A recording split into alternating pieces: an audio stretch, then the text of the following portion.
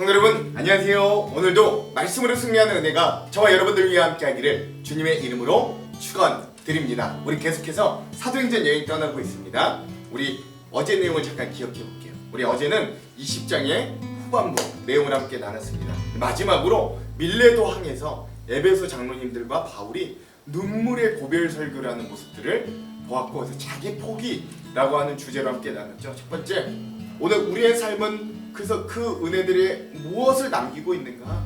우리 교회 공동체든 우리 믿는 자들이든 우리가 마지막으로 최종 남길 건 내가 드러나는 게 아니라 내가 죽고 예수가 드러나는, 내가 죽고 복음만 남는 그런 복음을 남기는 삶을 살아라 라고 하는 것들을 우리가 함께 나눴고요.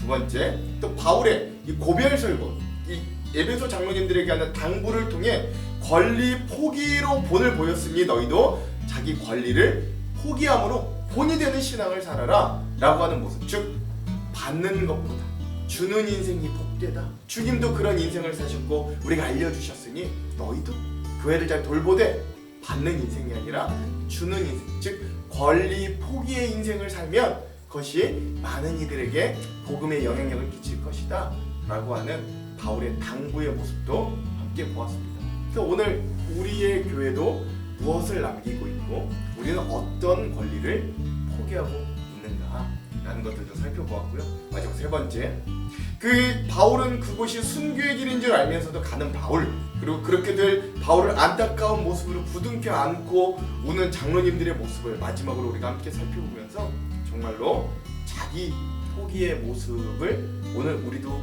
배우기를 원합니다. 그 주님, 자기 모든 것들을 내려놓고 우리에게 모든 것들을 주셔 우리를 구원하셨던 그 주님의 길을 우리도 따라가기를 원한다. 얼굴에는 화기, 끈기, 이런 기, 여러 가지 기들이 있어야 세상으로는 성공한다지만 우리 영적인 성공은 무슨 기가 있어야 된다고요? 자기 포기가 있어야 된다라고 하는 그런 은혜들을 우리 어제 함께 나눴음을 여러분 기억하실 줄로 믿습니다. 자, 오늘은 우리가 사도행전 21장 이제 21번째 시간을 함께 나눌 겁니다. 21장도 우리가 3번에 걸쳐서 한번 깊이 한번 나눠 보겠어요. 오늘은 사도행전 21-1의 시간입니다. 땅끝까지 전해지는 복음 21번째 시간이고요. 오늘의 분량은 21장의 전반부인 1절에서 14절까지 우리가 함께 나누도록 하겠습니다. 제목을 짓자면 내 주여 뜻대로 라는 제목을 지었습니다. 왜 이런 제목을 지었는가는 내용과 주안점을 함께 좀 나누면 이해되실 겁니다. 자, 여러분, 내용과 주안점을 들어가기 전에 우리 두 가지 맥을 짚어보고 그 맥에 따라 한번 가보도록 할게요. 먼저 첫 번째, 오늘 말씀해 보면 성령님께서 바울을 통해 지난 시간 말씀까지 합해서 3번씩이나 이 바울이 고난을 당하고 결박을 당해 끌려갈 것을 예고하시거든요. 그런 상황들을 잘 살펴보면서 이 말씀을 한번 좀 읽어봤으면 좋겠어요. 자, 두 번째, 자신이 죽을 길을 감을 알매도 여전히 그 복음의 길을 걸어가는 바울의 모습도 한번 깊이 묵상해 보았으면 좋겠습니다. 자, 이런 두 가지 맥을 짚으면서 오늘 내용과 주안점을 한번 들어가 보도록 할게요. 자, 먼저 내용을 들어가 봅시다. 오늘 21장 전반부의 내용은요, 3차 전도 여행 중에서도 이제 복귀를 하거든요. 복귀 중에서 두로 지방과 가이사랴 지방에서의 마지막 사역의 모습을 보여줍니다. 정말 이제 3차 전도 여행의 마지막 사역이에요. 예루살렘 귀한 여정 중에 두로에서의 사역입니다. 우리는 그들과 작별하고 배를 타고 곧장 항해해서 고스에 도착하였다. 이튿날 로도에 들렸다가 거기에서 바다라로 갔다. 우리는 페니키아로 가는 배를 만나서 그것을 타고 떠났다. 키프로스 섬이 시야에 나타났을 때 우리는 그 섬을 왼쪽에 두고 시리아로 행선하여 두로에 닿았다. 그 배는 거기서 짐을 풀기로 되어 있었다. 우리는 두로에서 제자들을 찾아서 만나고 거기서 일주일을 머물렀다. 그런데 그들은 성령의 지시를 받아 바울에게 예루살렘에 올라가지 말라고 간곡히 말하였다. 그러나 머물 날이 다 찼을 때 우리는 그것을 떠나 여행길에 올랐다. 모든 제자가 그들의 아내와 아이들과 함께 우리를 성 밖까지 배웅하였다. 바닷가에서 우리는 무릎을 꿇고 기도를 하고 서로 작별 인사를 나누었다. 그리고 우리는 배에 올랐고 그들은 제각기 집으로 돌아갔다. 나가는 겁니다. 이 에베소 장로님들과 밀레도항에서 이별을 할 때랑 거의 같은 패턴입니다. 그리고 우리 어제 나눴듯이 어제 지난 시간 계속 나눴듯이 성령님이 이미 이 바울이 결박당하고 고난당할 것이라는 걸 알려주셨거든요. 그리고 그걸 이 떠나는 에베소 장로님들도 알았어요. 근데 두로에서도 마찬가지예요. 이 두로 지역에서도 이 두로 지역의 예수 그리스도를 만나고 복음으로 믿었던 제자들과 성도들에게 성령님이 미리 알려주신 거예요. 바울이 이제 죽을 거야. 바울이 이제 결박당해 곧 체포될 거야 라는 걸 알려주고, 그들이 오죽하면 바울 보고 예루살렘으로 가지 말라고 막 말리거든요. 그럼에도 바울은 그 길을 가는 겁니다. 예. 그래서 서로 또 무릎을 꿇고 눈물로 환송하고 기도하고 이제 두로 지방에서 이제 가이사랴 쪽으로 가는 바울의 모습을 볼 수 있어요. 자, 이후에 예루살렘 귀한 여정 중에 가이사랴에서의 사역도 이야기합니다. 우리는 두로를 출항하여 항해를 끝마치고 둘레마이에 이르렀다. 거기서 우리는 신도들에게 인사하고 그들과 함께 하루를 지냈다. 이튿날 우리는 그곳을 떠나서 가이사랴에 이르렀다. 7사람 가운데 한 사람인 전도자 빌립의 집에 들어가서 그와 함께 머물게 되었다. 이 사람에게는 예언을 하는 처녀딸이 넷 있었다. 우리가 여러 날 머물러 있는 동안에 아가보라는 예언자가 유대에서 내려와 우리에게 와서 바울의 허리띠를 가져다가 자기의 손과 발을 묶어서 말하였다. 유대 사람이 예루살렘에서 이 허리띠 임자를 이와 같이 묶어서 이방 사람들의 손에 넘겨줄 것이라고 성령이 말씀하십니다. 이 말을 듣고 그곳 사람들과 함께 우리는 바울에게 예루살렘으로 올라가지 말라고 간곡히 만류하였다. 그때 바울이 대답하였다. 왜들 이렇게 울면서 내 마음을 아프게 하십니까? 나는 주 예수의 이름을 위해서 예루살렘에서 결박을 당한 것뿐만 아니라 죽을 것까지도 각오하고 있습니다. 바울이 우리의 만류를 받아들이지 않으므로 우리는 주님의 뜻이 이루어지기를 빕니다 하고는 더 말하지 않았다 라고 하는 겁니다. 마지막 세 번째로 바울에게 성령이 보여주시는 건 이제 예언자를 통해서도 바울의 허리띠를 그가 가지고 직접 자기의 손과 발을 예언자가 묶은 다음에 당신이 이렇게 결박당에 끌려갈 겁니다 라고 예언까지 해주는 모습을 보는 거예요. 그러니까 여기는 가이사랴에 있는 제자들도 만류하는 거죠. 선생님 안 갔으면 좋겠어요. 가시면 고난당하고 순교할지도 몰라요. 그러나 바울이 말하는 거죠. 왜 이렇게 내 마음을 힘들게 합니까? 왜 이렇게 내 마음을 아프게 합니까? 그러나 나는 복음을 위해 가야 됩니다 라고 이야기했고, 그래서 그들도 그런 바울을 더 이상 만류하지 못해 주님의 뜻이 이루어지기를 빕니다 하고 바울을 보내주는 모습들을 보게 되는 것입니다. 그리고 이제 마지막으로 드디어 3차 전도 여행을 마치고 예루살렘으로 복귀하는 바울의 전도팀의 모습으로 이제 오늘 말씀이 마무리돼요. 이렇게 거기서 며칠을 지낸 뒤에 우리는 행장을 꾸려 예루살렘으로 올라갔다.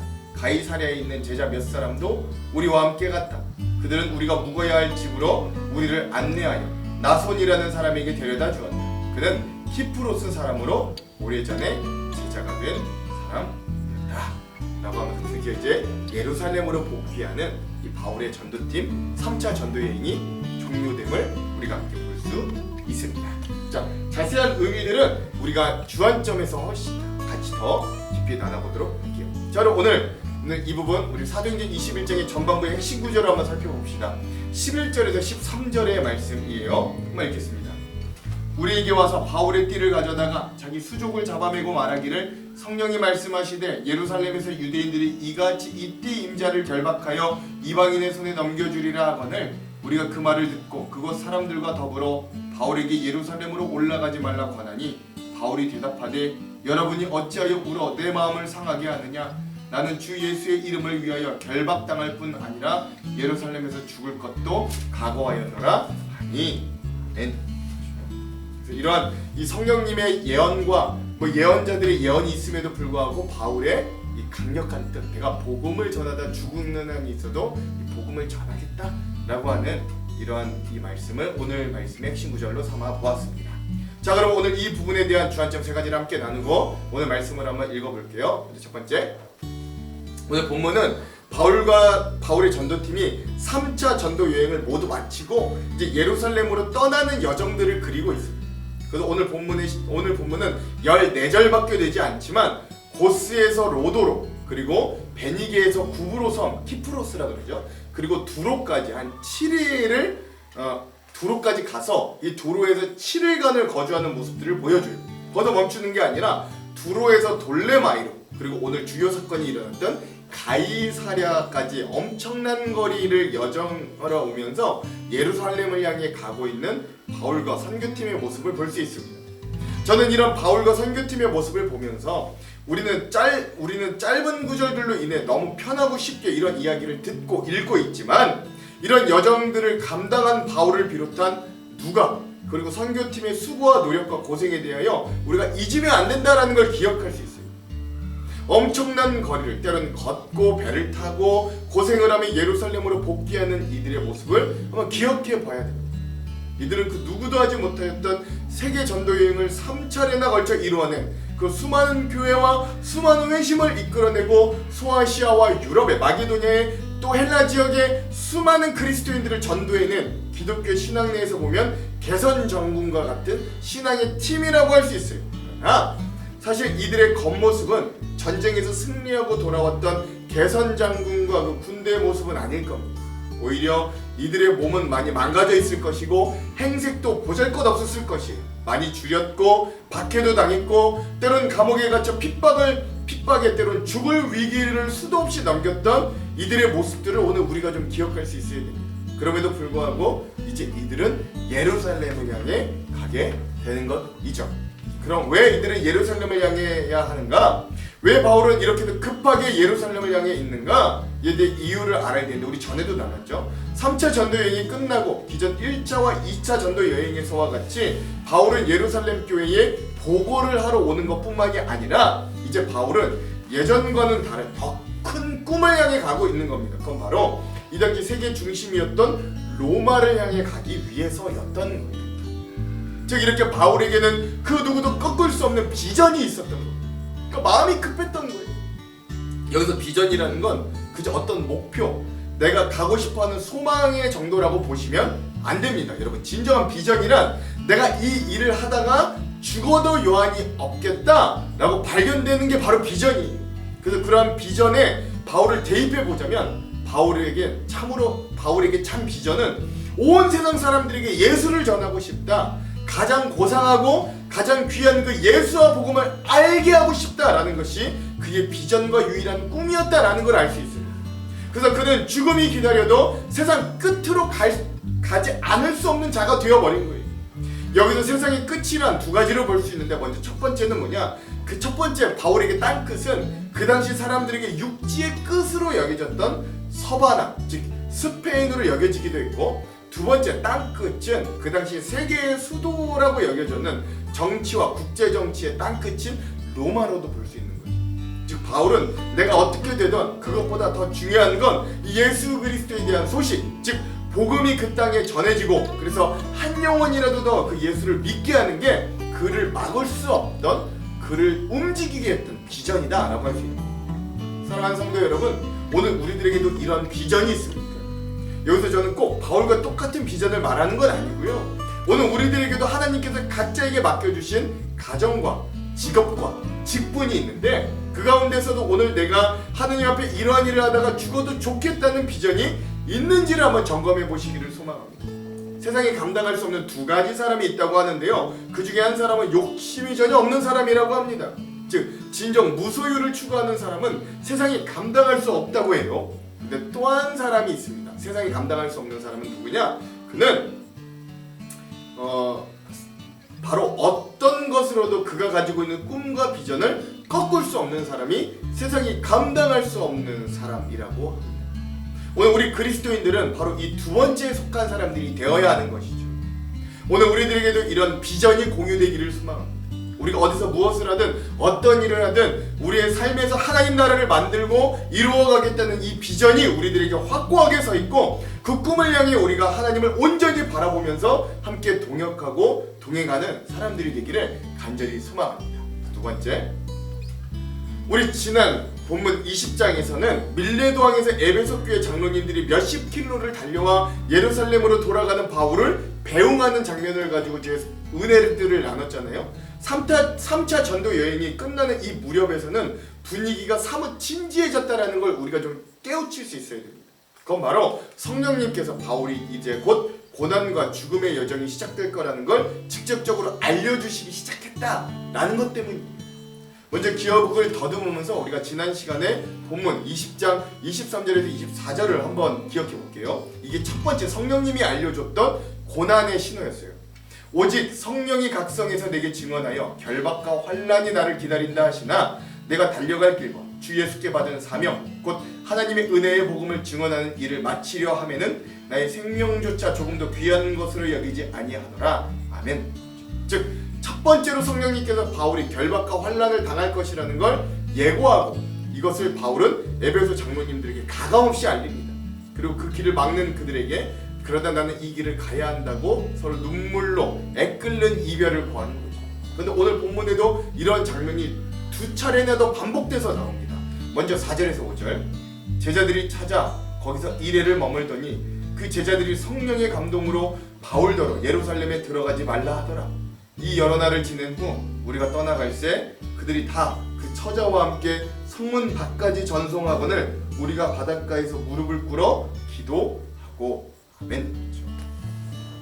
그러니까 즉 밀레도 왕에서도 그랬는데 이제 배 타고 와서 두로 지방에서도 교회를 세웠던 바울은 그곳에서 선교 사역을 하던 중 그곳에 그리스도인들과 7일을 지내는 동안 성령님께서 그곳 성도들이 제자들에게 감동으로 역사하셔서 두로의 그리스도인들 즉 두로의 제자들에게 바울이 환난당하고 고난당할 거라는 걸 알게 하셔야 하는 거예요. 그리고 그들은 그런 사실을 알자 바울에게 예루살렘에 가지 말 것을 간절하게 권하게 되죠. 그럼에도 불구하고 바울은 다시 그들과 눈물의 완성식을 가지고 다시 예루살렘을 향해 가게 됩니다.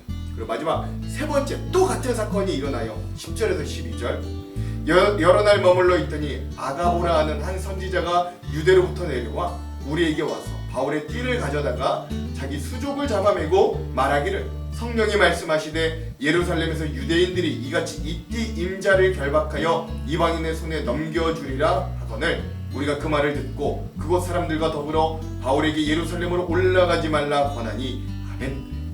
이번엔 성령님께서 이제는 그냥 뭐 꿈이나 계시로 알려주는 게 아니라 한 사람 한 예언자까지 들어 그를 사용하셔서 바울이 어떻게 잡혀갈지에 대하여 자세하게 시연으로 보여주시기까지 합니다. 그래서 이를 본 누가를 비롯한 바울의 선교팀원들까지도 바울에게 예루살렘으로 가지 말라고 굳고 말리게 되는 거죠. 그럼에도 불구하고 바울의 대답은 한결같이 이렇습니다. 13절 14절 바울이 대답하되 여러분이 어찌하여 울어 내 마음을 상하게 하느냐 나는 주 예수의 이름을 위하여 결박당할 뿐 아니라 예루살렘에서 죽을 것도 각오하였노라 하니 그가 권함을 받지 아니하므로 우리가 주의 뜻대로 이루어지이다 하고 그쳤노라. 아멘. 나는 복음을 위하여 죽을 각오를 하였다. 나는 예수 그리스도를 위해서는 죽음도 유익하다고 생각한다. 그러니 나는 예루살렘 그리고 예루살렘을 통해 로마로 가는 그 길을 결코 멈추거나 포기하지 않겠다라고 하는 거예요. 바울이 이렇게까지 할 수 있었던 이유는 바로 그가 하나님의 뜻에 온전히 순종할 수 있는 불량의 신앙인이었기 때문입니다. 앞서서는 비전이 있었기 때문이었다면 이번엔 그가 순종할 수 있는 불량의 신앙인이었다라는 거예요. 그래서 많은 신학자들이 이 20장 그리고 오늘 우리가 읽고 있는 21장까지 이런 세 번의 수단 예고를 당하는 이 바울을 마치 예수님께서 자신의 수단 예고를 제자들에게 세 번이나 이야기하는 것을 비유하기까지도 합니다. 이것은 바울이 예수님과 동급이다 라고 이야기하는 게 아니라 바울이 온전히 순종하는 모습이 마치 예수 그리스도를 닮아가는 그의 마지막 여정임을 보여주는 거죠. 우리가 너무 쉽게 예수님을 닮아가는 것에 대해 이야기하지만 정말 진정으로 예수님을 닮아가는 건 하나님의 말씀에 전적으로 순종하는 자세가 삶에 보여지기 시작하는 것입니다. 우리가 부족하고 아직 옛사람의 관습과 습성이 남아있어 완벽히 순종할 수는 없고 자주 넘어져도 그럼에도 불구하고 주님의 말씀에 이 진리의 복음에 순종하고 무릎 꿇고 그대로 살아내리려고 발버둥치는 그 성숙과 성장이 오늘 우리의 삶에도 있어야 됩니다. 그게 정말 예수님을 닮아가는 거예요. 바울도 수많은 날을 고난을 당하고 핍박을 당하고 굶주리고 매를 받고 감옥에 갇히고 죽을 위기를 수없이 넘기면서도 드디어 온전한 순종의 사도로 성장하게 되고 연단되었기 때문에 이런 모습이 나올 수 있는 겁니다. 사실 우리는 이렇게 순종할 수 없는 순종이 불가능한 자들입니다. 솔직히 말하면 그래요. 자신의 옳은 소견대로 살아가는 게 가장 편하고 가장 좋다고 여기며 살아가는 자들이 오늘 우리이기도 합니다. 그럼에도 불구하고 우리가 신앙적으로 성장하고 믿음이 자라고 있다고 여길 수 있는 지표 중에 중요한 한 가지는 바로 우리가 우리의 뜻과 성령님의 뜻 가운데 성령님의 길을 가려고 애쓰고 발버둥치고 있다는 노력의 유무라고 할 수 있는 거예요. 그리고 그런 애씀과 발버둥이 결국 우리를 하나님 앞에 온전한 순종의 사람으로 이끌어갈 겁니다. 그러므로 오늘 우리는 이런 순종의 사도들로 성장할 수 있는 저와 여러분들 우리 모두가 되시기를 간절히 소망합니다. 그러므로 사랑하는 성도 여러분, 오늘 우리의 삶을 점검하면서 나는 여전히 나의 뜻과 나의 생각을 의지하며 나의 주먹을 의지하며 살아가는지, 아니면 하나님의 뜻 앞에 나와 나의 뜻을 꺾을 수 있는 성장한 신앙인이 되고 있는지를 오늘 말씀을 통해 살펴보기를 간절히 소망합니다. 마지막 세 번째, 이런 바울의 모습을 보면서 이 바울의 인생에 무엇이 가장 소중한가를 우리는 확실하게 알게 됩니다. 발견하게 되죠. 즉 그는 자신의 온 삶을 통해 그 인생에 가장 중요한 것이 무엇인지를 외치고 있는데, 그게 바로 하나님 나라의 소망, 즉 예수 그리스도와의 연합 외에는 그 인생에 가장 중요한 것이 없다는 걸 외치고 있는 거예요. 그래서 그는 자신의 목숨마저도 예수를 위해서라면, 복음을 위해서라면 아깝지 않다고 당당하게 말하고 있는 것이죠. 그래서 그는 자기 포기가 진짜 가능한 신앙인이 됩니다. 저는 이런 바울의 모습을 보며 한 장면이 떠올랐어요. 여러분, 얼마 전에 그 안중식 목사님이 나누셨던 영화입니다. 1704년 슈몰크 벤자민 목사는 가톨릭과 개신교 교회의 종교 전쟁이었던 30년 전쟁의 고통으로 시리에 빠져있는 신자들을 열심히 신방하며 돌보던 그런 목사님이셨습니다. 전쟁의 여파로 많은 목사님들이 죽거나 또는 그 지역을 떠나서 그 슈몰크 목사 혼자서 그 지역 36개 마을의 교회들을 돌보아야 했던 상황이라고 합니다. 그래서 한 번 신방을 나가면 며칠씩 집을 비우기 일쑤였고, 그 집에는 어린 두 아들이 있었다. 아들밖에 없었는데 그 두 아들이 서로를 의지하며 아빠 엄마가 돌아올 때까지 그냥 그렇게 살아야 했던 거죠. 어느 날 그렇게 며칠 신방을 마치고 집으로 돌아와 보니 화재로 집이 완전히 불타 없어지고 연기만 내뿜고 있었습니다. 이 슈몰크 목사님은 열심히 두 아들을 찾았습니다. 열심히 불러보았으나 그러나 아들들의 대답이 없는 거예요. 섬뜩한 생각이 들어 잿더미를 치니 거기에 그 두 아들, 두 형제가 서로를 꼭 껴안은 채 불에 타 죽어 있었어요. 이 슈몰크 목사님이 한동안 정신을 잃고 망연자실하였으나 그 새까맣게 탄 두 아들 앞에 무릎을 꿇고 앉아 있었어요. 슈몰크 목사는 하나님께 이렇게 울부짖었어요. 그렇게 한참 눈물로 울부짖다가 결국 모든 것이 하나님의 뜻이라는 생각이 들었습니다. 그는 조용히 기도하기 시작했습니다. 그 기도를 시로 옮겨놓은 게 바로 찬송가 549장 내 주여 뜻대로입니다. 사실 그는 세상 성공을 위해 일한 것도 아니었잖아요. 주님의 복음을 전하고 성도들을 살피기 위해 며칠 집을 비운 것뿐인데 그 며칠 지은 비 하나님이 지켜주시지도 않고 어떻게 화재로 사랑하는 두 아들을 잃게 하는 말이죠. 그런데도 그는 이렇게 고백합니다. 내 주여 뜻대로 행하시옵소서. 온 몸과 영혼을 다 주께 드리니 이 세상 고락간 주 인도하시고 날 주관하셔서 뜻대로 하소서. 내 주여 뜻대로 행하시옵소서. 큰 근심 중에도 낙심케 마소서. 주님도 때로는 울기도 하셨네. 날 주관하셔서 뜻대로 하소서. 내 주여 뜻대로 행하시옵소서. 내 모든 일들을 다 주께 맡기고 저 천성 향하여 고요히 가리니 살든지 죽든지 뜻대로 하소서.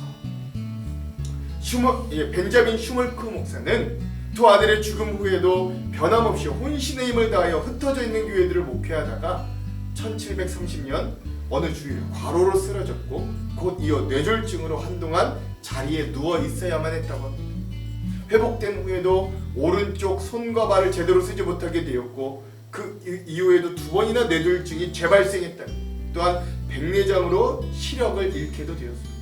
그러나 그는 그런 중에도 몸을 지팡이에 의지해서 먼 길을 신방하러 다녔다고 합니다. 그런 그의 신방에 성도들은 눈물을 흘리고 감격했고 열심히 교회에 출석해 오히려 교회가 부흥을 이뤘다고 해요.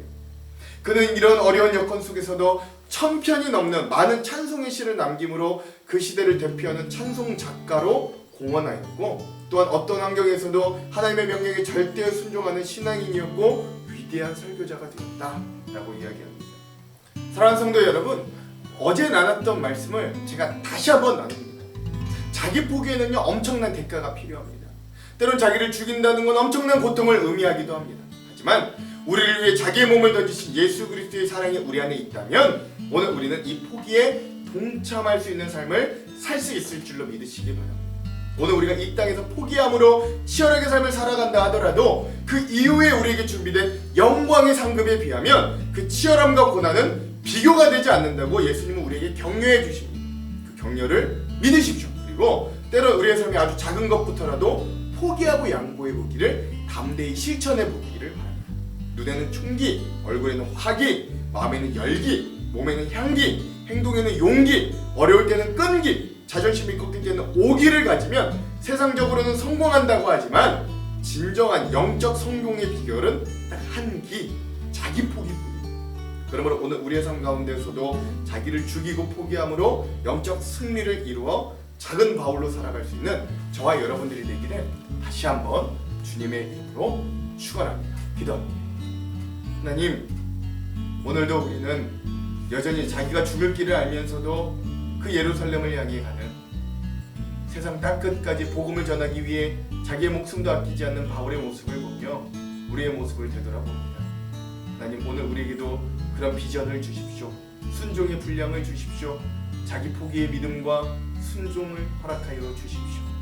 오늘 우리가 바울처럼은 되지 못하여도 오늘 우리가 할 수 있는 분량 가운데 나를 죽이며 나를 내려놓으며 담대히 자기 포기의 믿음의 길, 그 십자가를 지고 나아가는 귀한 성장하는 신앙인들이 될 수 있도록 인도하여 주시옵소서. 오늘 말씀 여행 중에 그런 은혜와 도전을 주실 줄 믿고 의지하며 예수님 이름으로 기도합니다. 아멘. 그럼 사랑하는 성도 여러분, 오늘도 말씀으로 승리하십시오. 사랑하고 축복합니다. 화이팅! 제21장.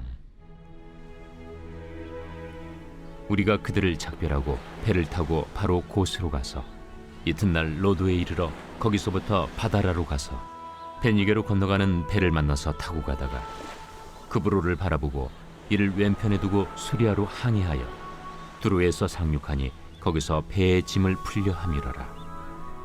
제자들을 찾아 거기서 이레를 머물더니 그 제자들이 성령의 감동으로 바울더러 예루살렘에 들어가지 말라 하더라. 이 여러 날을 지낸 후 우리가 떠나갈새 그들이 다 그 처자와 함께 성문 밖까지 전송하거늘 우리가 바닷가에서 무릎을 꿇어 기도하고 서로 작별한 후 우리는 배에 오르고 그들은 집으로 돌아가니라. 두로를 떠나 항해를 다 마치고 돌레마이에 이르러 형제들에게 안부를 묻고 그들과 함께 하루를 있다가 이튿날 떠나 가이사라에 이르러 7 집사 중 하나인 전도자 빌립의 집에 들어가서 머무르니라. 그에게 딸 넷이 있으니 처녀로 예언하는 자라. 여러 날 머물러 있더니 아가보라 하는 한 선지자가 유대로부터 내려와 우리에게 와서 바울의 띠를 가져다가 자기 수족을 잡아매고 말하기를 성령이 말씀하시되 예루살렘에서 유대인들이 이같이 이 띠 임자를 결박하여 이방인의 손에 넘겨주리라. 우리가 그 말을 듣고 그곳 사람들과 더불어 바울에게 예루살렘으로 올라가지 말라 권하니 바울이 대답하되 여러분이 어찌하여 울어 내 마음을 상하게 하느냐.